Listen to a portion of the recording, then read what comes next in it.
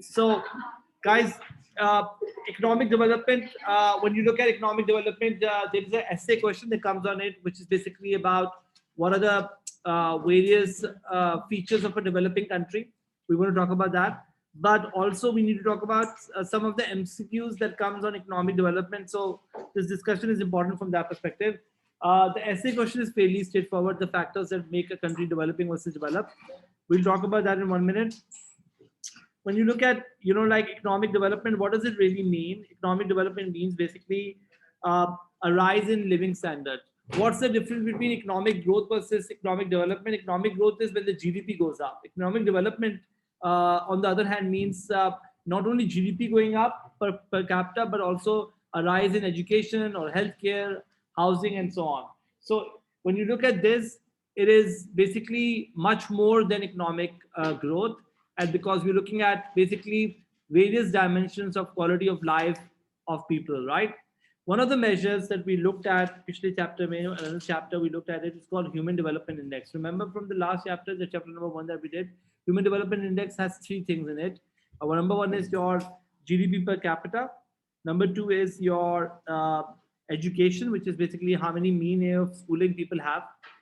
Number three is basically life expectancy. Now, GNP per capita, purchasing power parity adjusted, of course, tells you GDP per person, but your expected years of schooling or mean years of schooling basically tells us basically how many people end up going to schools. It also tells us what level of education do they achieve. What if they are high school graduates or only primary year graduate and so on, right?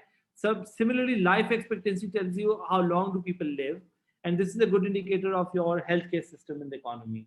So three things matter in the HDI: GNP per capita. GNI basically means gross national income per capita. Education is and life expectancy. Now the number is between 0 and 1. It's an index. If the number is close to 1, this means there is high level of human development. Make sense? Any questions about this? Then comes your measurable economic welfare. By the way, this is another method. The reason why we don't really talk about this method much is because it is trying to quantify a lot of things which is very qualitative. For example, what it looks at is not only your national output, but it also looks at things that can improve economic well-being. For example, lack of pollution will be improving economic welfare. Or for example, like security, infrastructure will improve economic well-being. Or for example, leisure time, or for example, value of unpaid work, and all of this, you will put that as a positive value in your formula, and the things which can be bringing your economic welfare down, such as environmental damage and all that, you exclude that.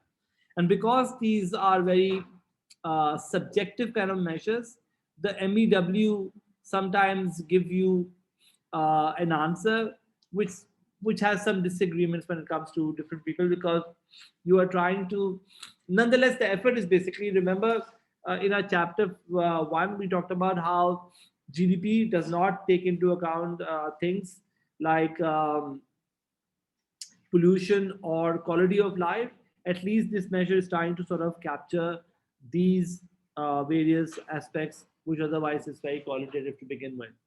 Then comes your another measure called Human Poverty Index, which was something which is slightly different. And by the way, the reason why I'm covering this is because this comes in MCQs. So you need to know some basic definition of all these. In the recent years, you'll see MCQs where they talk about HPI or HDI or MEW and so on. So HPI basically has three components. It's very close to HDI. Number one is that it looks at longevity, which means how many people end up surviving beyond 40. So probability of people surviving beyond 40. What does this tell us?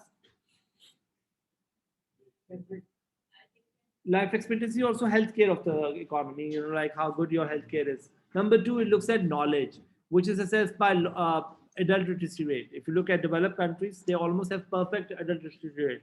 If you look at developing countries, the adult literacy rate is roughly around uh, 70%. Okay, and that too is basic literacy. The third element is basically whether we have a decent standard of living or not. And basically, the what you look at is two things. Number one is whether you have access to clean water or not. Number two is the percentage of children underweight for their age. What does this tell us? Basically, this tell us malnourishment in children, and it's a big indicator to tell us whether we have uh, equal distribution of wealth or not. Countries that are poor, you'll see there is malnourishment that happens, and also countries that are poor, you'll see the water quality is extremely poor. Karachi, by the way, is in terms of water quality, is probably the worst in the country.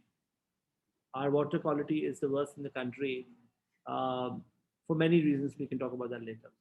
Uh, Now we come to talk about something called Kuznets curve.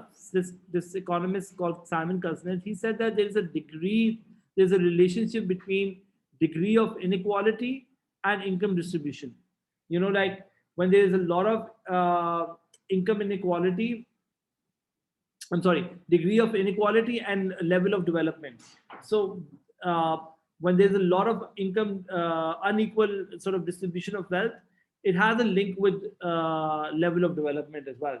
But there's an important thing that he said. He said there are different stages of development. You know, Pakistan in the 1947 to 60 is early stage of development. Then 60 to 1970 or even 80, you have a mid development, and then 80 onwards, let's say. So in the early stages of development, guys, do you think income distribution will be more fair or unfair in the early stages of development when the country is starting out, or there's not much of development for a country? He says it's actually fair, and he says this idea that at that point in time, you know, the resources are not really uh, unequally distributed and not that many as well. But as with time, some people will become richer, and that is true with Pakistan. In 1970s in Pakistan, they used to say 21 really important families control almost 70% of the country's wealth.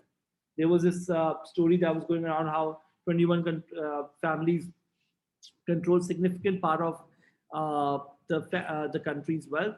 And then post 1980, 85, the wealth became more distributed. So he came up with this idea, something called Gini coefficient, which I have to cover when I do the micro chapter for development. He said this, that initially, if you look at development, this is low development versus high development. Okay. And Gini coefficient tells us how your wealth is distributed. The higher the Gini coefficient, right? The higher the Gini coefficient, the more unequal distribution the wealth is. So initially, you can see this Gini coefficient is low, so is development, which means income distribution is more fair, and so in the development has not reached. But then with time, right, some countries become powerful, some entrepreneurs become really powerful, they emerge, and distribution of income is becoming more unfair. So this is the region of unfair distribution. And then later on, with time, because of progressive taxes, because of better sort of unemployment benefits and so on, you will see distribution of income become more fairer. Rich countries, for example, if you look at rich countries right now, income distribution is much more fairer. So this is kind of like true. They are developed and their distribution is much more fairer. This wasn't the case with, for example, US, when in the 1900s, for example, the distribution of income was unfair, and but there were some families who were controlling, like Rockefeller brothers or whatever, were controlling a large part of the wealth.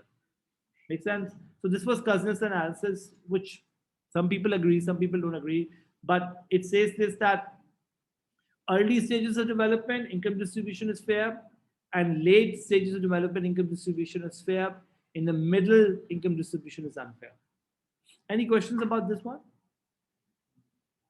Any questions, guys? So income is fairly distributed, with everyone living at the relatively low income level. However, as development begins to take off, there will be some individuals who will be at the forefront of enterprise.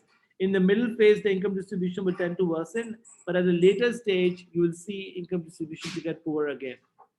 Okay, to get better again, as there will be benefits from the state, there will be more progressive taxes and so on. Now, guys, moving on, I want to talk about now what makes a country poor versus rich. It's a very easy essay question that comes, which is basically what are the factors that classify a country as developing country versus developed country. That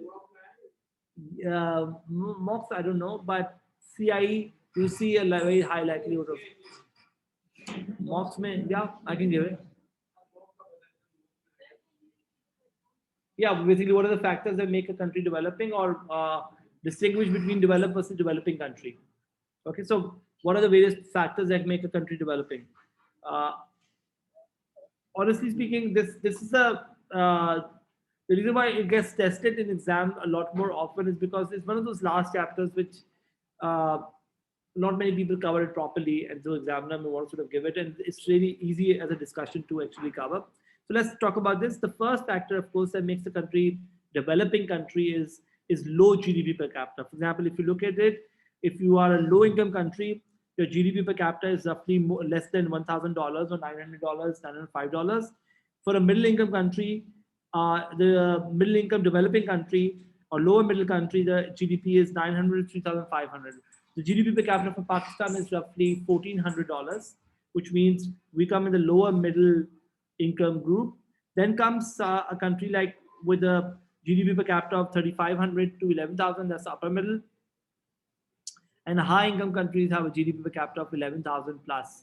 If you look at, for example, um, Qatar has a GDP per capita of more than $100,000 per capita, but again, income distribution is super unfair as compared to, for example, if you look at UK, it's roughly $64,000, but the income or $40,000, but income distribution is more fairer.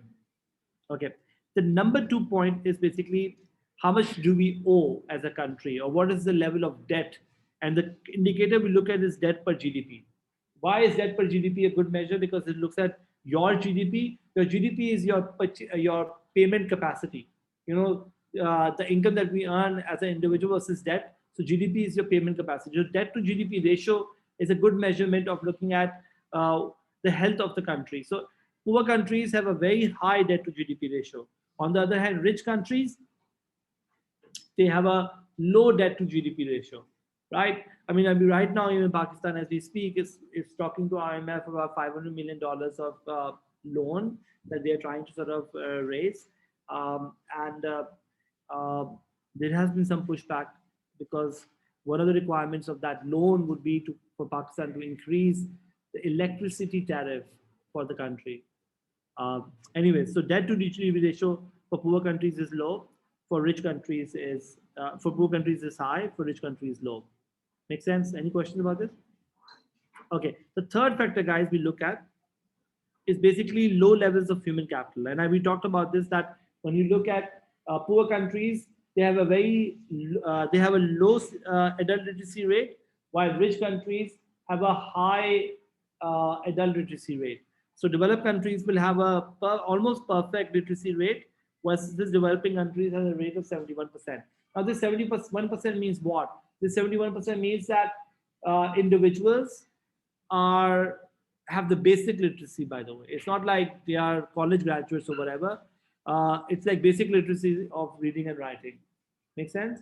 So education levels are basically a good indicator whether your country has the human capital or not. Higher or more educated sort of labor force means higher productivity and so on. Similarly, low levels of physical capital is also a problem. What does physical capital means? It means your roads, infrastructures, factories, schools, hospitals, and so on and so forth, right? When you have a low level of human capital, that's also a big problem because that would mean that a country may not have better capital to complement with your labor. Make sense?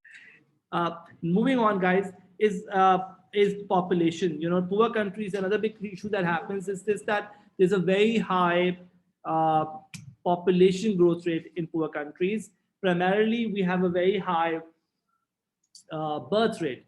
Although you know, like one could argue, that our what you call it. Um our longevity of people might be low, but despite that, because there's a high birth rate, there's a high dependency ratio. Remember dependency ratio? What percentage of people are under 15? And the answer is pretty high for Pakistan, for example. As a result of this, this is problematic because A, we do not have physical and human capital, which is good for our producing goods and services. And B, with this population, there's very likely that a lot of people will be denied of access to basic necessities of life. So another big problem that happens with poor countries is this, that the population growth rate is pretty high, leading to high dependency ratio. Um, and with low resources, high population, you're likely to see a lot more people uh, below the poverty line. And that's exactly the next point, that when you look at poverty line, or when you look at high levels of poverty, this is found in developing countries. One of the yardstick, one of the ways you measure whether how many people are poor or not, you look at how many people earn less than $1 a day. Now, $1 for Pakistan is rupees 157 rupees, right? If a lot of people are earning less than $1 a day, this means you have high levels of poverty in the country. A good example of this is Africa. For example, in Africa, sub-Saharan Africa, you see nearly one third of the population does not get food supplies, and there is high level of malnutrition or malnourishment, as you call it. Uh, Children are underweight, and that actually means that they're not getting enough food supplies and water supplies and so on and so forth. So there's another problem that is that there's a high level of poverty and malnutrition. Next up is basically two issues, which is unemployment, which is high, uh, but also underemployment. What kind of unemployment, guys, will you see happening in developing countries? Equilibrium unemployment or disequilibrium unemployment?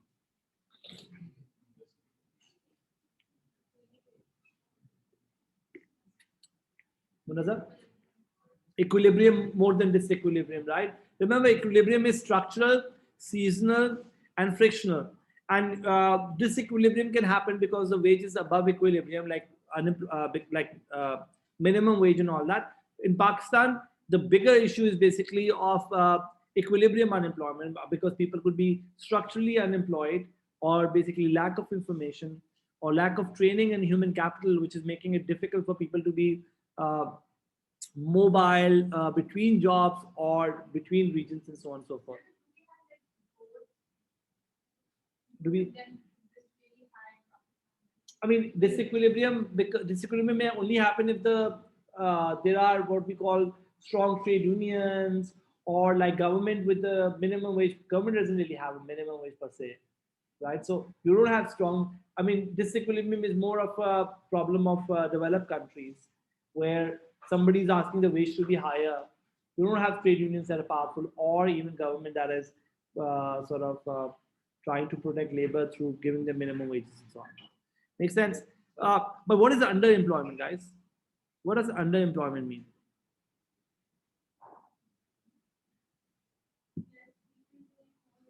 Very good. Who said that?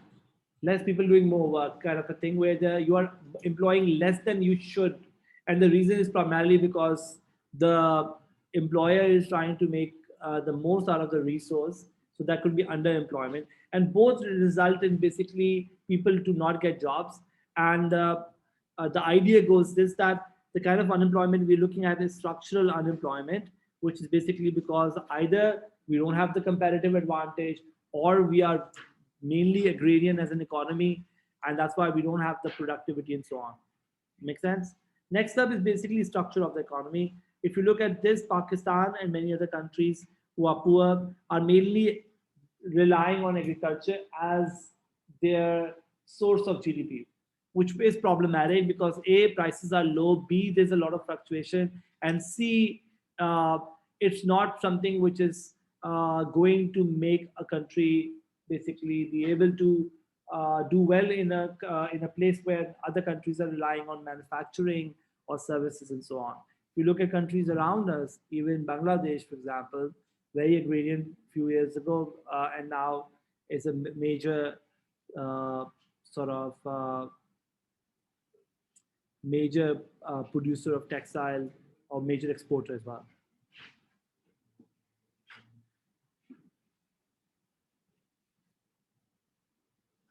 Saud is saying unemployment will be like demand efficient, and it could be possible, by the way. Unemployment can happen because of demand efficient or cyclical because there's a gap that happens. I agree with you. Guys, number 9 is basically to do with low levels of urbanization. Poor countries also have more rural, less urban setting. What is urban versus rural?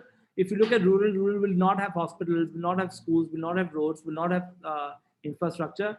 On the other hand, urban centers will have basically infrastructure, roads, and so on.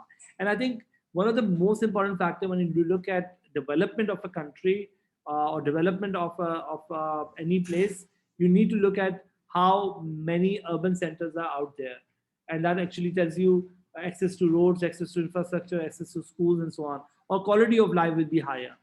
Uh, when it comes to rural setting, you will know that some resources will not be available. Last up, guys, is dominance of informal sector.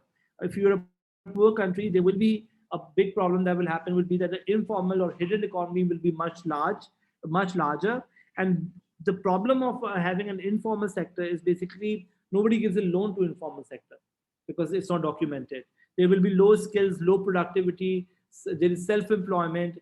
There is a lack of complementary inputs like capital and lack of formal contracts. So it's like a sector where even though the output is produced, but you may still see low paying jobs and low productivity.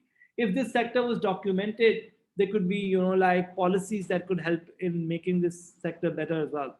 A lot of time, like I remember one of my professors used to say this in university that, like if we look at the, um, like your electricians in your country or even like your mechanics in your country, they're not in formal training.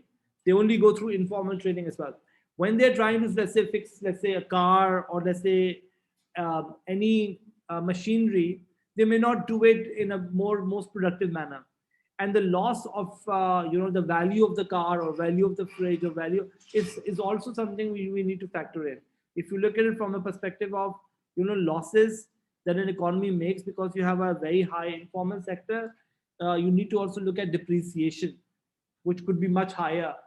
The asset that could last 10 years may last only 5 years because somebody who's fixed it hasn't done a good job in terms of fixing it. So, like that's another problem that happens because you have underdeveloped labor and so on. Got it. Now, guys, just to quickly let you know, agenda for Wednesday, if everything stays sane, we meet for economic growth. And then I want to sort of quickly talk about market failure. So that's a plan of action, and then our course will be done as far as we're concerned. Okay. Thank you very much. Bye bye, guys. Bye bye, people online.